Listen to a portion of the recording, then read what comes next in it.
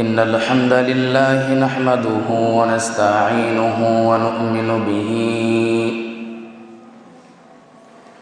ونؤمن به ونتوكل عليه ونعوذ بالله من شرور أنفسنا ومن سيئات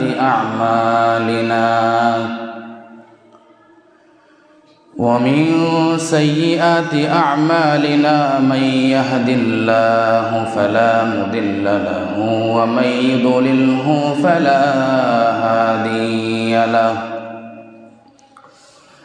ونشهد أن لا إله إلا الله وحده لا شريك له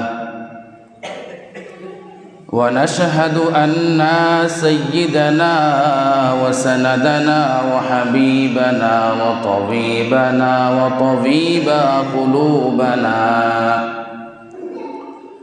أما بعد فقد قال الله تبارك وتعالى في كلامه المجيد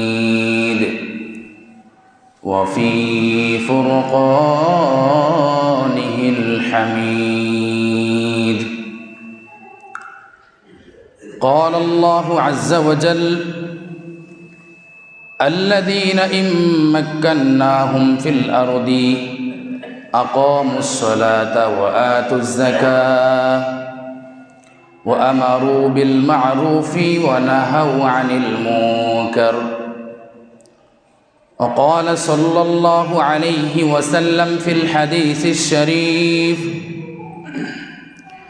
إن أحب الناس إلى الله يوم القيامة إمام عادل أو كما قال عليه الصلاة والسلام الحمد لله সে মহান রব যে মহান রব যুল জালালি ওয়াল ইকরাম আমাদেরকে আজকের এই সময়ে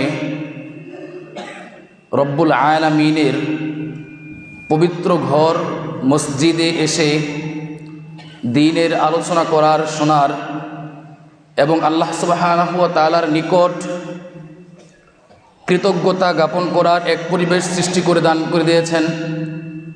এজন্য আমরা সকলে দিল থেকে অন্তরের অন্তরস্থল থেকে সে মহান রব্বুল আলামিনের নিকট কৃতজ্ঞতা জ্ঞাপন করি আলহামদুলিল্লাহ। দুরুদ এবং সালাম বর্ষিত হোক মানবতার মহান মুক্তির দূত নবিয়্যিনা মুহাম্মদ মুস্তাফা সাল্লাল্লাহু আলাইহি ওয়া আলিহি ওয়াসাল্লামের ওপর। সকলে পড়ি সাল্লাল্লাহু আলাইহি ওয়াসাল্লাম। আজকে আমি আপনাদের সামনে এমন একটি বিষয়কে নিয়ে আলোচনা করার ইচ্ছা পোষণ করেছি, যে বিষয়টি বর্তমান 2025 সালের বর্তমানে আমি আপনি যেই অবস্থানরত রয়েছি, এই সময়ের মধ্যে এই বিষয়টি আলোচনা অত্যন্ত গুরুত্বপূর্ণ বলে আমি মনে করি, বা বর্তমান সময়ের এই প্রেক্ষাপট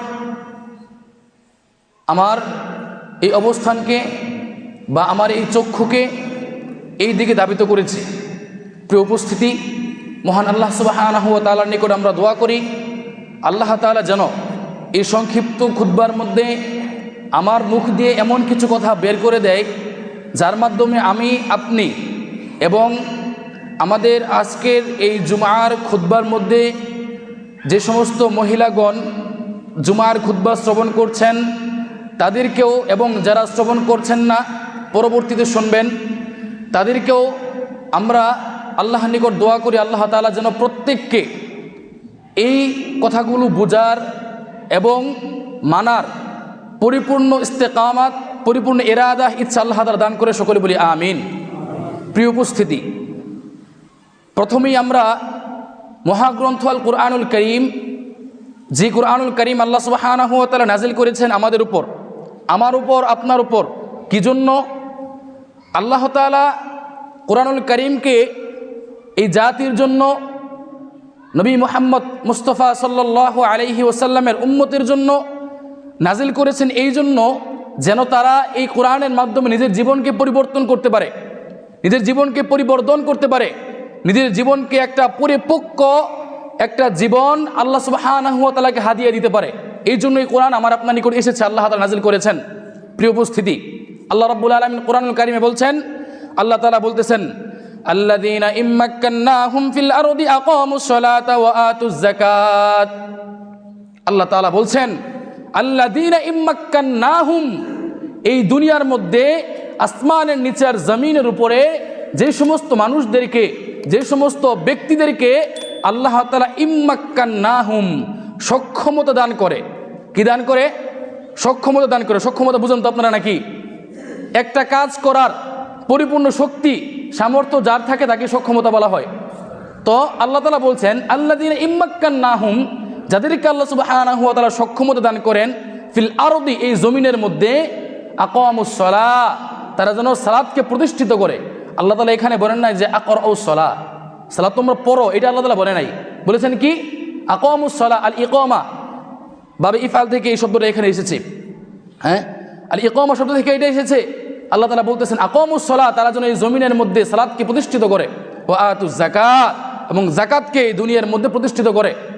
প্রিয় হাজিরিন, তারপর আল্লাহ তাআলা বলতেছেন, ও আমারু বিল মা'রুফি, এবং তারা এই জমিনের মধ্যে সৎ কাজের আদেশ দিবে, ও নাহাউ আনিল মুনকার, এবং অসৎ কাজ থেকে বাধা প্রদান করবে।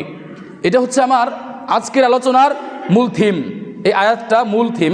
এই আয়াতের সংশ্লিষ্ট কিছু বিষয় আমি আলোচনা করার চেষ্টা করব ইনশাআল্লাহ। প্রিয় হাজিরিন, এই আলোচনার সংশ্লিষ্টতায় আমার আপনার নিকট উপস্থিত বর্তমান আমার বক্তব্যের বিষয় ছিল বর্তমান সমাজ ব্যবস্থা এবং ইসলামী সমাজ ব্যবস্থার মধ্যে পার্থক্য কতটুকু হচ্ছে এখন এই সময়ের মধ্যে। এইটা হচ্ছে আমার আপনার বিষয়বস্তু ছিল। তো বিষয়বস্তুর আলোকে এই আয়াতটা কতটুকু সম্পৃক্ত রয়েছে এই বিষয়বস্তুর সাথে আমরা যদি দেখি একটু, আল্লাহ তাআলা বলতেছেন, ইম্মাক্কান্নাহুম ফিল আরদি, যাদেরকে দুনিয়ার মধ্যে সক্ষমতা দান করা হয়, যারা দুনিয়ার মধ্যে সক্ষম ব্যক্তি। কেমন? এক্সাম্পল, উদাহরণ হিসেবে আমি আপনি একটু বুঝতে চেষ্টা করি।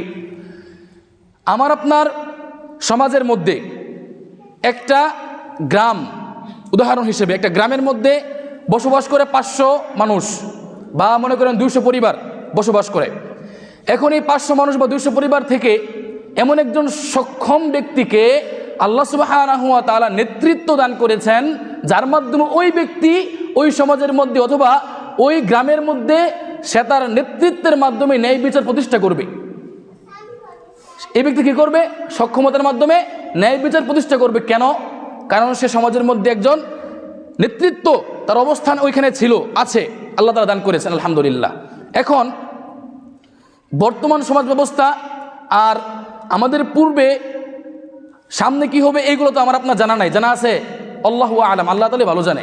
কিন্তু আমরা কোরআন হাদিসের যেই সার নির্দেশ রয়েছে, সেই সার নির্দেশ অনুযায়ী কিছু আলামত আমরা দেখতে পাই, সাইন দেখতে পাই, কিন্তু পরিপূর্ণ জিনিস আমার আপনার জানা নাই। কারণ আল্লাহ তাআলা নিজে বলতেছেন যে আল্লাহ সুবহানাহু ওয়া তাআলাই হচ্ছে অদৃশ্যের মালিক। আল্লাহ সুবহানাহু ওয়া তাআলাই হচ্ছে একেবারে আসমান থেকে নিয়ে জমিনের একেবারে সবচাইতে নিচে অতল গহ্বর, ওইখানে কি হয় সেটা আল্লাহ তাআলাই দেখেন। আমি আপনি বুঝতেও পারি না, দেখতেও পাই না, শুনতেও পাই না, আল্লাহ তাআলা ভাষ্য অনুযায়ী। প্রিয় হাজিরিন, বর্তমান সময়ে আমি আপনি যদি লক্ষ্য করি তাহলে দেখতে পাই আদৌ কি আমার আপনার সমাজের সমাজকর্মী যারা রয়েছে, যারা নেতৃত্ব স্থানে রয়েছে, তারা কি ন্যায় বিচার প্রতিষ্ঠা করতে পেরেছে? করছে? আমার আপনার কি স্বাভাবিক যেই মেধা অথবা স্বাভাবিক যে সাইন মস্তিষ্ককে এটা বলে যে বর্তমান সমাজের মধ্যে এই 2025 সালে এসে আজ থেকে 1450 বছর পূর্বে নবী মুহাম্মদ সাল্লাল্লাহু আলাইহি ওয়াসাল্লাম যেই থিওরি আমাকে আপনাকে দিয়ে গিয়েছেন, সেই থিওরি অনুযায়ী বর্তমান সময়ে ন্যায় বিচার প্রতিষ্ঠা হয়েছে কি? এ কতটুকু হয়েছে এটা আমরা জানবো আজকের আলোচনার মাধ্যমে পরিপূর্ণ ইনশাআল্লাহ। প্রিয় উপস্থিতি, ন্যায় বিচার মানে কি? আমরা একটা কিতাব পড়েছি, আল ওয়াজিজ নামক কিতাব, উসুলের একটা কিতাব। এই কিতাবের মধ্যে কিছু কিছু কায়দা রয়েছে। এই কিতাবের লেখক হচ্ছে মিশরের একজন লেখক, অনেক বড় লেখক। তিনি এই কিতাবের মধ্যে একটা কায়দা এনেছেন, যে তার বাংলাটা হচ্ছে এমন: একটা জিনিসকে তার যেই স্থানে রাখা উচিত, একটা জিনিসকে তার যেই স্থানে রাখা উচিত ওই জিনিসটাকে ওই স্থানে রাখাটাই হচ্ছে ন্যায়। কিন্তু ওই জিনিসটাকে তার ওই স্থানে না রেখে একটা অপাত্রে রেখে দিলে ওইটাকে হচ্ছে কি ন্যায়পরায়ণতা বহির্ভূত কাজ। উদাহরণ হিসেবে নেন, কেমন? মনে করেন আপনার সমাজের মধ্যে বা আপনার গ্রামের মধ্যে একজন ব্যক্তি সে ক্ষতিগ্রস্ত হয়েছে আরেকজন ব্যক্তির মাধ্যমে। একজন ব্যক্তি আরেকজন ব্যক্তির সম্পদ হরণ করেছে অন্যায়ভাবে, বা তার টাকা আমানতের খেয়ানত করেছে অন্যায়ভাবে। এখন সমাজকর্মী যে রয়েছে, সমাজ প্রধান, তার কাছে এসে নালিশ করেছে। অতঃপর ওই ব্যক্তি তার এই নালিশ শোনার পরে যেই ব্যক্তি মাজলুম তার দিকে তার সিদ্ধান্ত না দিয়ে জালেমের প্রতি তার সিদ্ধান্ত দিয়েছে দুনিয়ার লোভে, দুনিয়ার টাকা পয়সা, দুনিয়ার বুক বিলাসিতা, দুনিয়ার যেই চাকচিক্য রয়েছে এর কারণে। এখন আপনাদের নিকট প্রশ্ন হচ্ছে, যদি আমার আলোচনা বুঝে থাকি না তখন পর্যন্ত, এখন এই ব্যক্তি যে বিচার করলো, এই সমাজকর্মী বা সমাজ প্রধান, এই ব্যক্তি কি ন্যায় বিচার করলো নাকি অন্যায় করলো? অন্যায় করে নাই। কিভাবে অন্যায় করছে? কারণ তার বিচার তো ওই ব্যক্তির পক্ষে যাওয়ার কথা ছিল, যেই ব্যক্তি কি করেছে, মাজলুম ব্যক্তি, যেই ব্যক্তি অন্যের মাধ্যমে কষ্ট পেয়েছে, আঘাতপ্রাপ্ত হয়েছে, ওই ব্যক্তির পক্ষে তার বিচার যাওয়ার কথা ছিল, কিন্তু তার পক্ষে যায় নাই। ওই ব্যক্তি তার দুনিয়ার চাকচিক্য, দুনিয়ার কয়েক হাজার টাকার জন্য, দুনিয়ার ক্ষমতার লোভে, দুনিয়ার চাকচিক্যের কারণে সে মাজলুম ব্যক্তির পক্ষ না নিয়ে জালেমের পক্ষ নিয়েছে। সুতরাং আমার সমাজের মধ্যে কিভাবে ন্যায় বিচার প্রতিষ্ঠা হলো? অথচ রাসূল সাল্লাল্লাহু আলাইহি ওয়াসাল্লাম, তিরমিজি শরীফের হাদিস, রাসূল সাল্লাল্লাহু আলাইহি ওয়াসাল্লাম বলতেছেন, ইন্না আহাব্বান নাসি ইলাল্লাহি, নিশ্চয় আল্লাহ সুবহানাহু ওয়া তাআলার নিকট সবচেয়ে প্রিয় ভাজন, প্রিয় ব্যক্তি হচ্ছে সে ইয়াউমাল কিয়ামা, কিয়ামতের দিন। কোন ব্যক্তি? ইমামুন আদিলুন, যেই ব্যক্তি ন্যায় বিচারক। এখন আমরা তো তথাকথিত মুসলিম, এমন মুসলিম নিজেকে দাবি করি, যখন বাজারে যাই, রাস্তাঘাটে যাই, একটা সাধারণ অমুসলিম, খ্রিস্টান, ইহুদি নাসারাদের কৃষ্টি কালচার যেভাবে চলছে, চলাফেরা, কথাবার্তা, আর আমার আপনার ঠিক একই রকম হয়ে গেছে। জিজ্ঞেস করলে কি তুমি কি মুসলিম? আনা মুসলিমুন, আমি মুসলিম। অথচ আমার আপনার কর্মের মধ্যে মুসলিমের কোনো পরিচয় খুঁজে পাওয়া যায় না। প্রিয় হাজিরিন, আমি বলছিলাম আল্লাহ রাব্বুল আলামিনের নিকট ইন্নাল্লাহা আহাব্বা ইলাল্লাহি ইয়াউমাল কিয়ামা, আল্লাহ তাআলার নিকট সবচেয়ে প্রিয় ভাজন, প্রিয় ব্যক্তি হচ্ছে ওই ব্যক্তি কিয়ামতের দিন, যে ব্যক্তি ইমামুন আদিলুন, ন্যায় বিচারক। যে ব্যক্তি দায়িত্ব পেয়েছে, দায়িত্ব পাওয়ার পরে সেই যদি ন্যায় পরায়ণতা প্রতিষ্ঠা না করতে পারে, তাহলে সে আল্লাহ তাআলার নিকট কিয়ামতের দিন হাদিসের ভাষ্য অনুযায়ী সবচেয়ে নিকৃষ্ট ব্যক্তি। প্রিয় হাজিরিন, পরবর্তীতে বর্তমান সমাজের অবস্থা দেখেন, আমানতের খেয়ানত প্রত্যেক পরিবারে, রন্ধ্রে রন্ধ্রে, গ্রামগঞ্জে, শহরে, বাজারে, হাটে, প্রত্যেক স্থানে স্থানে আমানতের খেয়ানতের একেবারে ছয়লাভ আপনি দেখতে পাচ্ছি। কিভাবে দেখতে পাচ্ছি? প্রিয় হাজিরিন, আল্লাহ রাব্বুল আলামিন কোরআন কারিমে বলতেছেন, ইন্নাল্লাহা লা ইউহিব্বুল খাইনিন। আল্লাহ তাআলা কি বলছেন? ইন্নাল্লাহা লা ইউহিব্বুল খাইনিন, নিশ্চয়ই আল্লাহ সুবহানাহু ওয়া তাআলা লা ইউহিব্বু, পছন্দ করেন না, আল খাইনিন, যেই ব্যক্তি খেয়ানতকারী। আর আমি আপনি দেখতে পাচ্ছি, যখন কোন একজন ব্যক্তির কাছে 500 টাকাও আজকে আমানত রাখা হয়, পরের দিন ওই ব্যক্তির কাছে এসে, হয়তো অনেক ভালো মানুষ আছে, কিন্তু ওই ব্যক্তির কাছে এসে তার এই 500 টাকা পরিপূর্ণ আমানত রেখেছে, আবার পরের দিন ঠিকভাবে নিতে পারবে কিনা এইটার গ্যারান্টি দিতে পারবে না। আজকে সকালবেলা আমার মা বোন ঘর থেকে বের হয়, তার কাজ সারার পরে সন্ধ্যাবেলা ঘরে ফিরে আসতে পারবে কিনা না পারবে, এটার এই বর্তমান যেই সমাজ ব্যবস্থা রয়েছে, সমাজ ব্যবস্থা গ্যারান্টি দিতে পারে না। কারণ কি? কারণ এই সমাজ ব্যবস্থার মধ্যে রয়েছে ইহুদি নাসারা, পশ্চিমা শক্তির যেই দিক নির্দেশনা, সেই দিক নির্দেশনার ছয়লাভ। প্রিয় হাজিরিন, অথচ রাসূল সাল্লাল্লাহু আলাইহি ওয়াসাল্লাম হাদিসের মধ্যে বলছেন, মান গাশশানা ফালাইসা মিন্না, যেই ব্যক্তি আমাদেরকে ধোঁকা দিল সেই ব্যক্তি আমার উম্মতের অন্তর্ভুক্ত নয়। ধোঁকা কিভাবে দেওয়া হয়? ধোঁকা দেওয়া হয় অন্যায়ভাবে আপনি ব্যবসা বাণিজ্য করছেন, ব্যবসা বাণিজ্যের মধ্যে আপনি এমন জিনিস ঢুকিয়ে দিয়েছেন, আপনার যে ক্রেতা রয়েছে সেই ক্রেতাকে আপনি ধোঁকা দিয়েছেন, আপনার একটা মন্দ খারাপ পণ্য দিয়ে আপনি তার সঠিক পণ্যের দাম তার কাছ থেকে নিচ্ছেন, এর মাধ্যমে আপনি জাতিকে ধোঁকা দিচ্ছেন। এর মাধ্যমে রাসূল সাল্লাল্লাহু আলাইহি ওয়াসাল্লাম জানিয়ে দিয়েছেন, ওই ব্যক্তি আল্লাহ তাআলার নিকট, ওই ব্যক্তি আমার উম্মতের অন্তর্ভুক্ত নয়। যেই ব্যক্তি এই জাতির সাথে, এই মুসলিম উম্মার সাথে, এই সমাজের যে মানুষ রয়েছে, এই মানুষদের সাথে যার আচার আচরণ, কথাবার্তা, যার চলন বলন, যার নৈতিকতা নীতিকতার মধ্যে তার আমানতের খেয়ানত রয়েছে, তার কপটতা, ভণ্ডামি এবং কুফরিদের, কাফের মুশরিকদের যে কৃষ্টি কালচার রয়েছে, এর প্রতিফলন এর মধ্যে ফুটে ওঠে, তারাই হচ্ছে আমানতের খেয়ানত করে তারা রাসূল সাল্লাল্লাহু আলাইহি ওয়াসাল্লামের উম্মতের মধ্য থেকে খারিজ হয়ে যায়। রাসূলুল্লাহ সাল্লাল্লাহু আলাইহি ওয়াসাল্লাম ভাষ্য অনুযায়ী প্রসিদ্ধ হাদিস এটা। মুহতারাম হাজিরিন, বর্তমান সমাজের অবস্থা আমি আপনি দেখি, কিছুদিন পূর্বে পত্রিকার মধ্যে একটা রিপোর্ট হয়েছে, ঠাকুরগাঁওয়ের একজন মা, তার নাম হচ্ছে শিল্পী বেগম। ওই মা কি করেছে, ওই মা তার যে বাসা ভাড়া রয়েছে, বাসা ভাড়া এবং তার যে মুদির দোকানের যে দেনা রয়েছে পাওনাদার, এই পাওনাদারের এবং তার যেই বাসা ভাড়া রয়েছে, বাসা ভাড়ার কারণে তার সন্তানকে 30,000 টাকার, মাত্র নবজাতক সন্তান জন্মগ্রহণ করেছে, এই সন্তানকে 30,000 টাকা বিনিময়ে বিক্রি করে দিয়েছে। এটা হচ্ছে আমার আপনার বর্তমান সমাজের প্রেক্ষাপট। উদাহরণ হিসেবে আমি এগুলো আনছি, পত্রিকার রিপোর্ট এগুলা।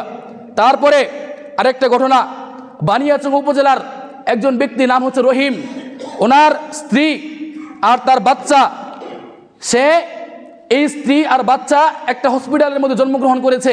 জন্মগ্রহণ করার পরে ওই হসপিটালের মধ্যে, বানিয়াচং উপজেলার একটা হসপিটাল আছে তথাকথিত ওইখানে, তো ওই হসপিটালের মধ্যে সে জন্মগ্রহণ করার পরে তার বাচ্চা, সে ওই বাচ্চার বিল বা যেই খরচ হয়েছে এই খরচের বিল বা যেই টাকা রয়েছে টাকা পরিশোধ করতে না পারায় ওই সময় ওই রহিম মিয়া এবং তার স্ত্রী তার ওই সন্তান, নবজাতক সন্তানকে 6,000 টাকার বিনিময়ে মাত্র বিক্রি করে দিয়েছে।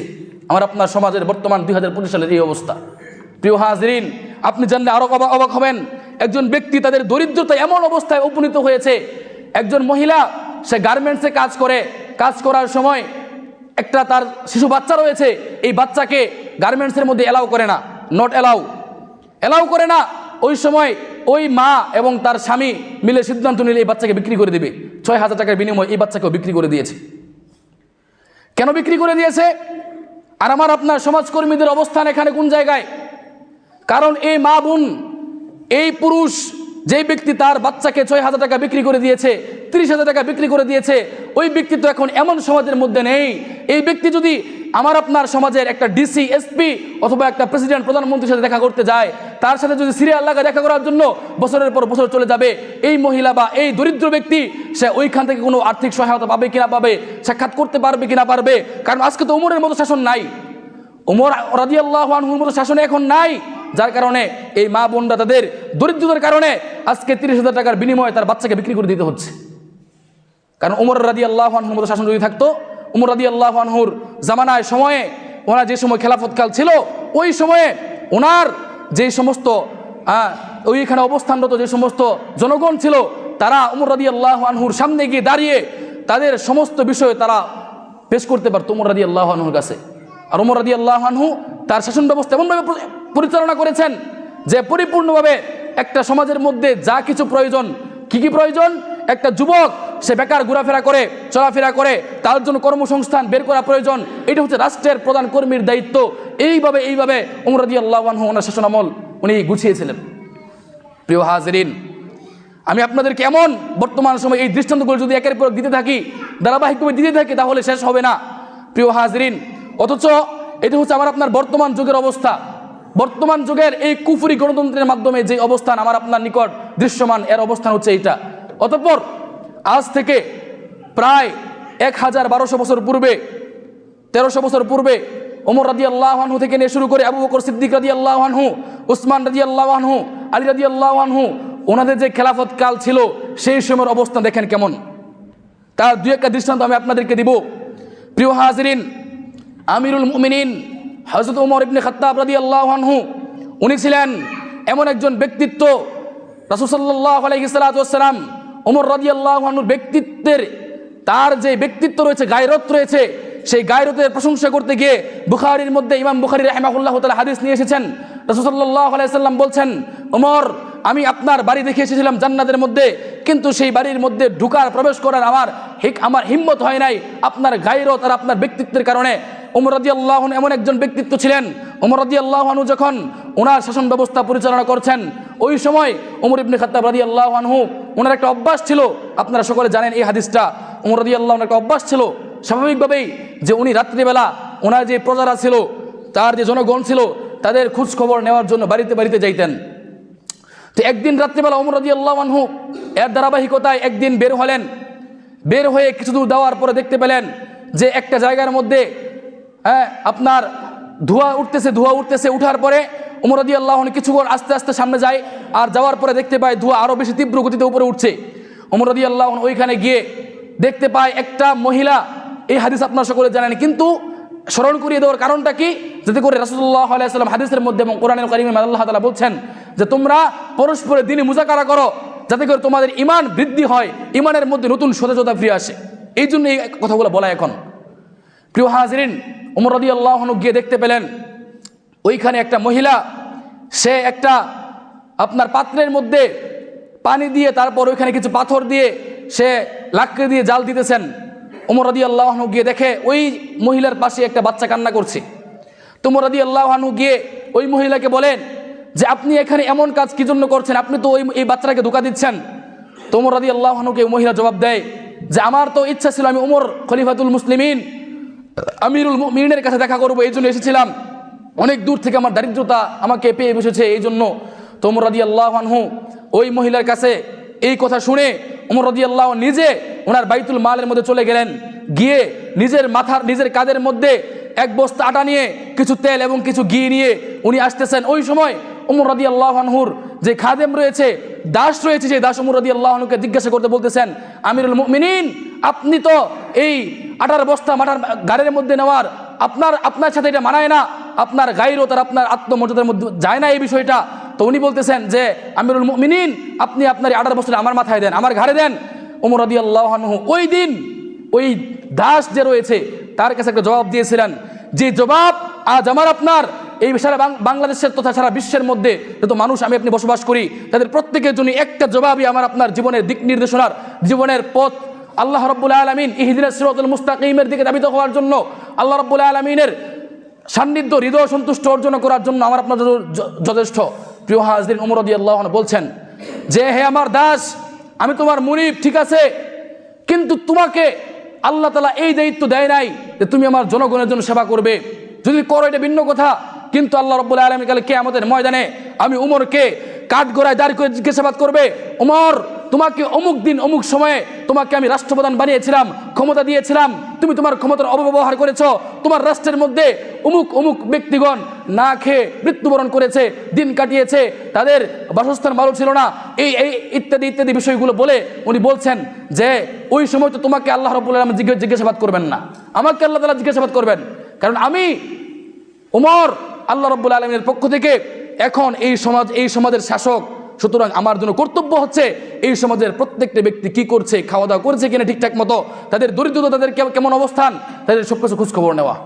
প্রিয় হাজিরিন, ওমর রাদিয়াল্লাহু আনহু নিয়ে চলে গেলেন কাদের মধ্যে আটার বস্তা নিয়ে ওই ব্যক্তির মহিলার কাছে গিয়ে ওমর রাদিয়াল্লাহু আনহু ওই মহিলাকে এটা দেওয়ার পরে নিজে হাতে আটা দিয়ে খামিরা বানিয়ে উনি রুটি বেলে তারপর ওই মহিলাকে দিচ্ছেন যে আপনি এখন এগুলা বানান। অতঃপর ওমর রাদিয়াল্লাহু আনহু যাকে দেখে যার গায়রত রাসূলুল্লাহ আলাইহি ওয়াসাল্লাম নিজে প্রশংসা করেছেন, সেই ওমর রাদিয়াল্লাহু আনহু সেই বাচ্চাটার কাছে গিয়ে সেই বাচ্চাটাকে কাদের মধ্যে উঠিয়ে গোড়া খেলতেছেন। খলিফাতুল মুসলিমিন, আমার আপনার সমাজের কোন ব্যক্তি এমন আছে, কোন রাষ্ট্রপ্রধান এমন আছে যে ব্যক্তি এমনটা করবে? দেখাতে পারবেন? ওমর রাদিয়াল্লাহু আনহু সেই দিন ওই মহিলাকে, ওই বাচ্চাটাকে ধরে কান্না করে দিছে। ওমর রাদিয়াল্লাহু আনহু বলতেছেন যে আমি উমরের কারণে এই বাচ্চার এতটুকু সময় পর্যন্ত কষ্ট হয়েছে, আমি উমরের জন্য দায়বার। ওমর রাদিয়াল্লাহু আনহু নিজেকে নসিহত করছেন, উমর তোমার কারণে এই বাচ্চা এতক্ষণ যাবৎ কান্না করেছে, তোমার কারণে, তোমার এই অবস্থার কারণে, তোমার শাসক, তুমি রাষ্ট্র ক্ষমতা থাকার পরেও এই বাচ্চা কান্না করেছে, সুতরাং এই দায়বার তোমার। ওমর রাদিয়াল্লাহু আনহু নিজেকে নিজে নসিহত করতেছেন, বলতেছেন সুতরাং তোমাকেই এখন এই বাচ্চার মুখে হাসি ফুটাতে হবে, তোমারই দায়িত্ব যে তোমার কারণে এই বাচ্চা কান্না করতেছে, অন্তরের মধ্যে ক্ষুধার তাড়নায় তার মা পাতিলের মধ্যে পাথর জাল দিতেছে। ওমর এই জন্য তোমার এখন দায়িত্ব তুমি এই বাচ্চাটাকে খুশি করার। আজকের বর্তমান সমাজ ব্যবস্থা আর আজ থেকে 1200-1300 বছর পূর্বের ওমর ইবনে খাত্তাব রাদিয়াল্লাহু আনহু সমাজ ব্যবস্থা কেমন ছিল দেখেন। প্রিয় হাজরিন, আমি আপনি যদি আরেকটা বিষয় উদ্ধৃতি হিসেবে গ্রহণ করি, ওমর রাদিয়াল্লাহু আনহুর নিকট একজন ব্যক্তি, বেদুইন ব্যক্তি, গ্রাম্য ব্যক্তি, সে এতটা ভালোবেসে বুঝে না। ওই ব্যক্তি ওমর রাদিয়াল্লাহু আনহুর সাথে তার একটা গর্ভধারিণী একটা স্ত্রী রয়েছে, সেই গর্ভবতী স্ত্রীকে নিয়ে ওমর রাদিয়াল্লাহু আনহুর নিকট আসছে, ওমরের কাছে সে কিছু চায় এই জন্য। তো আস্তে আস্তে ওই সময় ওমর রাদিয়াল্লাহু আনহুর সাথে দেখা করার আগেই সন্ধ্যা হয়ে যায়, রাত্রি হয়ে যায়। তো তো ওই ব্যক্তি একটা তাঁবু গেড়ে ওইখানে অবস্থান করছেন। ওমর রাদিয়াল্লাহু আনহু ওইখান দিয়ে ওই রাস্তার পাশ দিয়ে হেঁটে যাচ্ছিলেন। তো ওমর রাদিয়াল্লাহু আনহু ওইখানে যাওয়ার পরে দেখতে পেলেন একটা তাঁবুর মধ্যে একজন ব্যক্তি কাকে যেন খুঁজছে। তো ওমর রাদিয়াল্লাহু আনহুকে ওই ব্যক্তি তখন চিনে না ভালো করে। তো ওমর রাদিয়াল্লাহু আনহু যখন গিয়ে জিজ্ঞাসাবাদ করলো, হে বেদুইন গ্রাম্য ব্যক্তি, তুমি কাকে খুঁজছো? তখন ওই ব্যক্তি বলতেছে যে তোমার কাছে বলে আমার কোনো লাভ হবে না, সুতরাং তোমাকে বলে আমার কোনো ফায়দাও নেই। তখন ওমর রাদিয়াল্লাহু আনহু বলেন যে আমার কাছে তুমি বলো, দেখি আমি কিছু করতে পারি কিনা।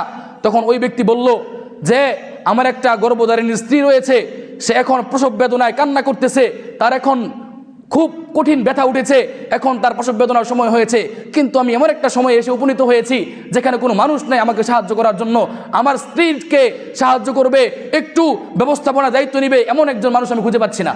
তো ওমর রাদিয়াল্লাহু আনহু ওইখান থেকে সরাসরি সাথে সাথে উনি ওনার স্ত্রীর কাছে চলে আসলেন। এসে বলতেছেন, হে আমার স্ত্রী, তুমি সুসংবাদ গ্রহণ করো। কিসের সুসংবাদ? আল্লাহ রাব্বুল আলামিন তোমাকে আল্লাহ তাআলার প্রিয় বান্দি বানাতে চায়। আল্লাহ তাআলা তুমি আল্লাহ তাআলার সন্তুষ্টি খুঁজে পাও এমন কাজ করার জন্য তুমি সুসংবাদ গ্রহণ করো।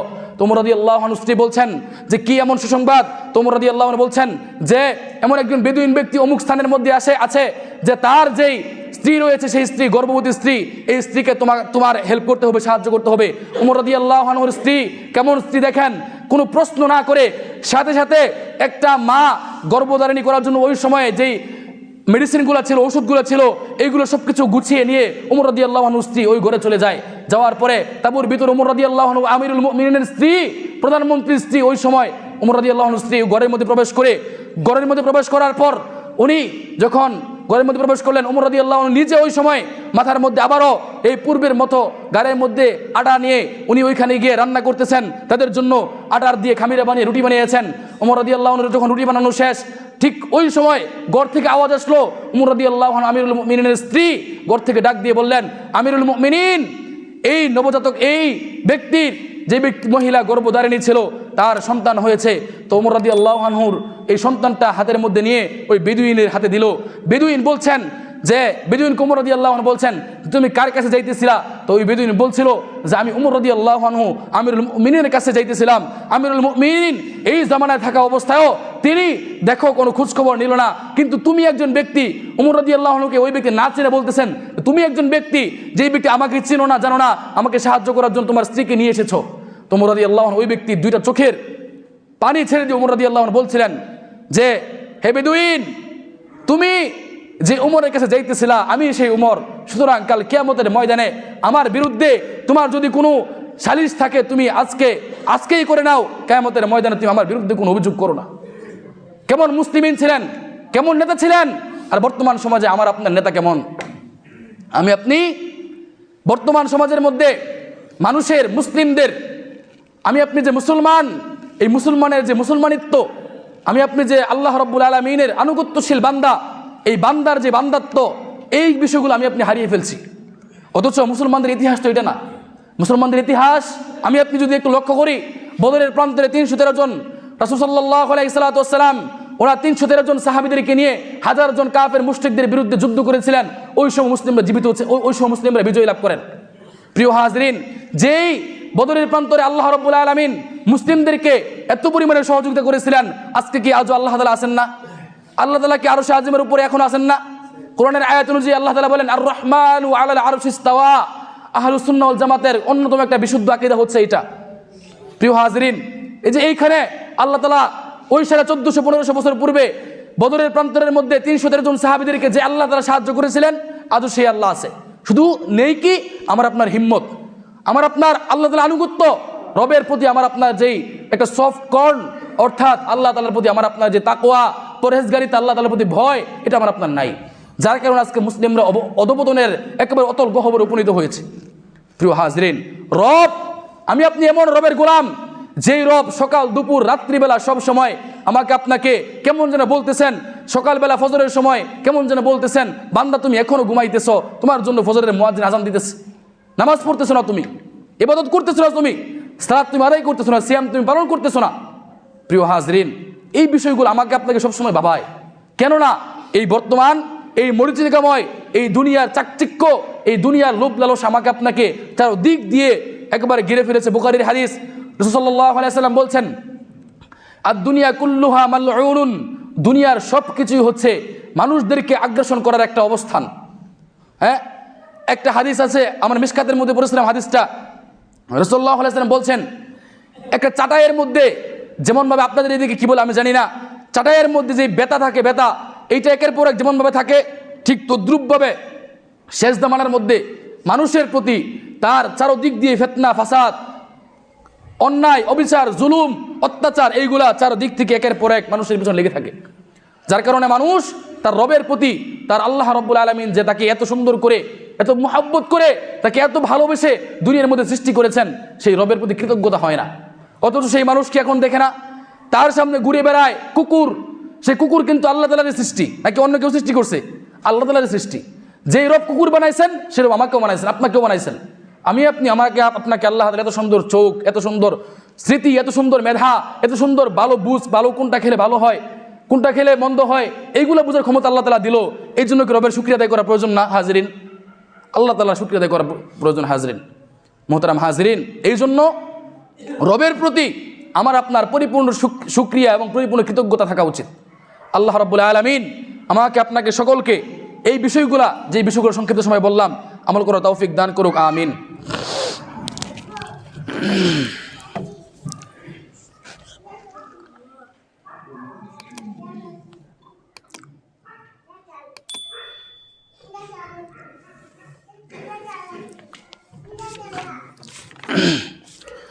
আলহামদুলিল্লাহি রাব্বিল আলামিন ওয়াল আকিবাতু লিল মুত্তাকিন ওয়াস সালাতু ওয়াস সালামু আলা সাইয়্যিদিনা মুহাম্মদ, আম্মা বা'দু।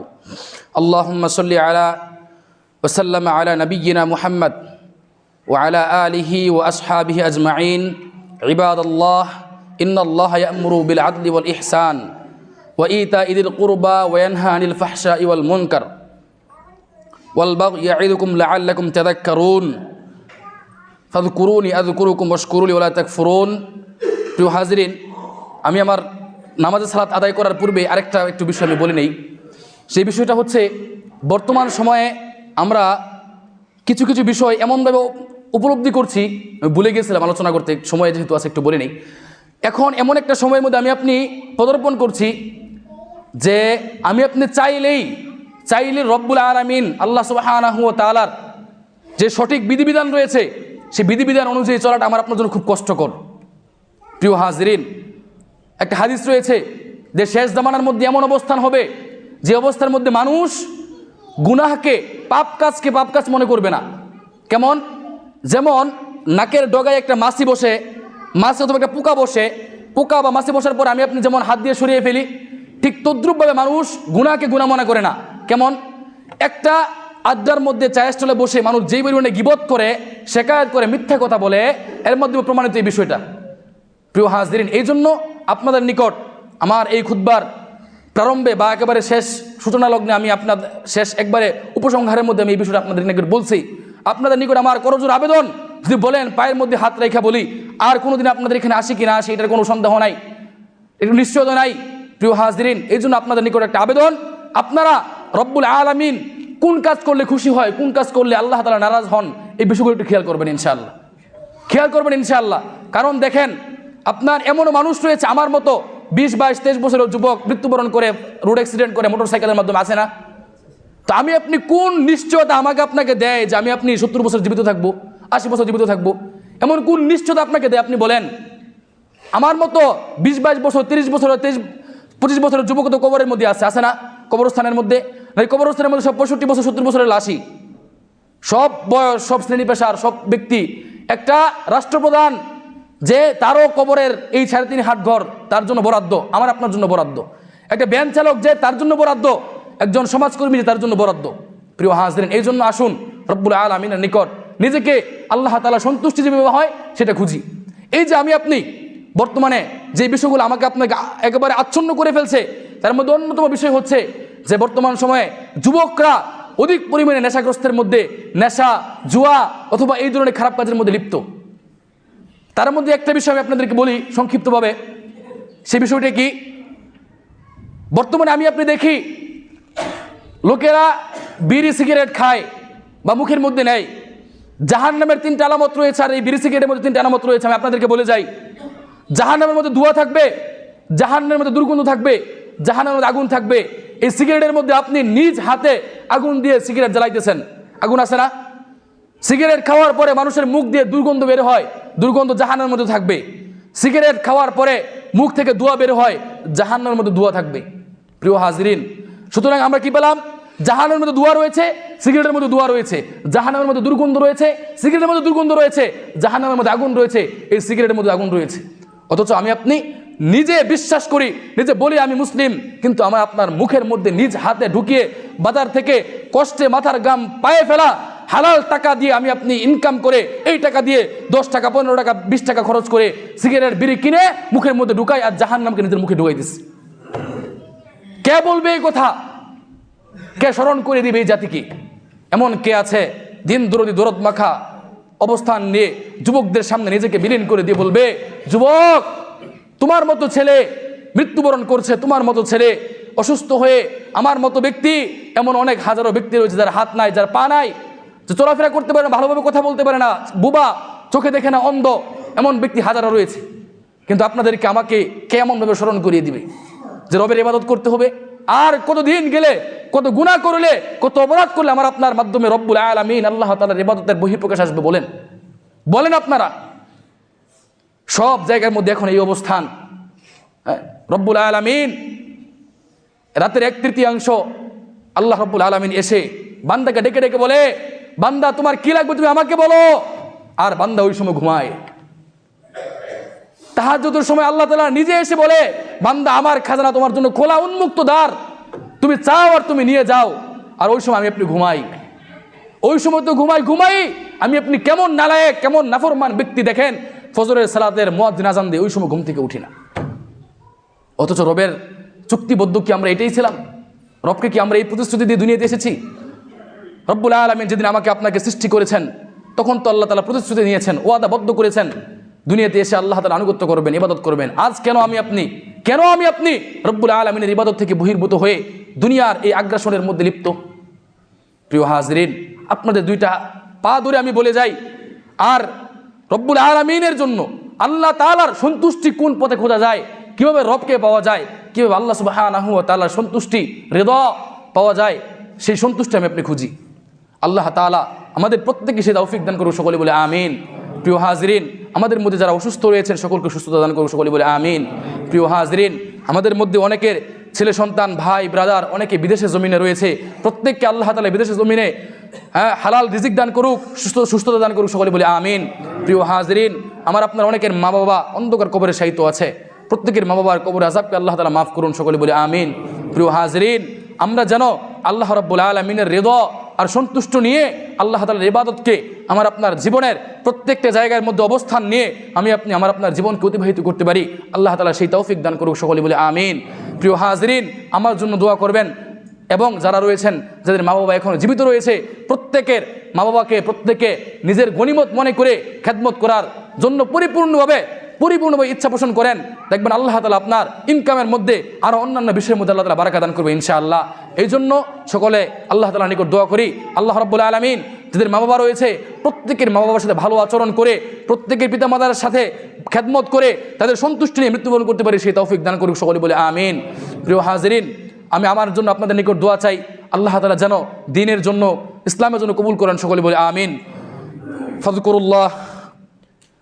ফাযকুরুল্লাহ ইয়াযকুরুকুম ওয়াদউহু ইস্তাজিব লাকুম ওয়া লিযিকরিল্লাহি আকবার আল্লাহু ইয়ালামু মা তাসনাউন। আল্লাহুম্মা সাল্লি আলা ওয়া সাল্লাম নাবিয়িনা মুহাম্মদ ওয়া আলা আলিহি ওয়া আসহাবিহি আজমাইন।